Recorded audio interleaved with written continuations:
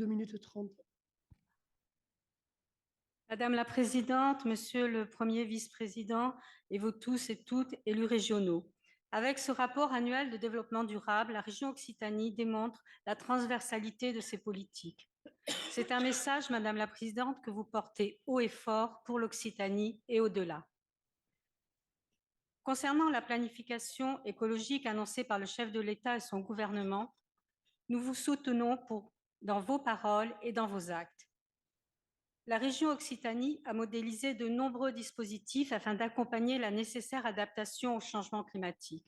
Le travail demandé par le gouvernement aux régions est déjà en grande partie mis en œuvre, mais prenons acte de cette sollicitation et des objectifs à atteindre. Le 30 novembre aura lieu la COP territoriale de la région Occitanie. La Première ministre souhaite établir un diagnostic partagé du territoire. Des temps d'échange et de partage devront être organisés à l'échelle du territoire intra-régional, des départements et des périmètres des contrats de relance et de transition écologique pour préciser les actions à mener.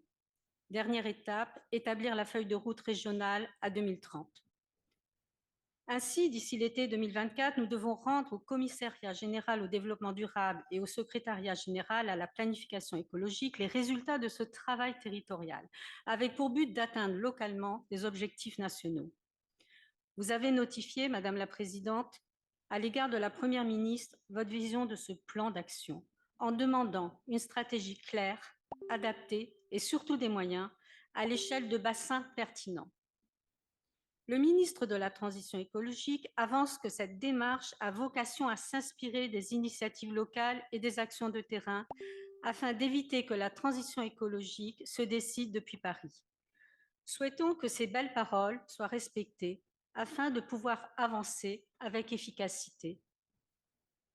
Pour en revenir au rapport, au-delà des marqueurs et des chiffres qu'il contient, c'est avant tout une politique volontariste qui est mise en avant, celle que nous défendons, celle qui responsabilise.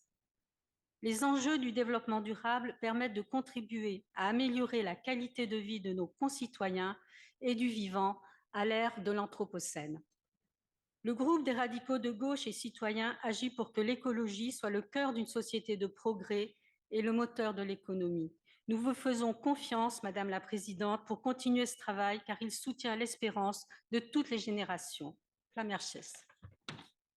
Merci. La parole est à Mélanie Thiebaud.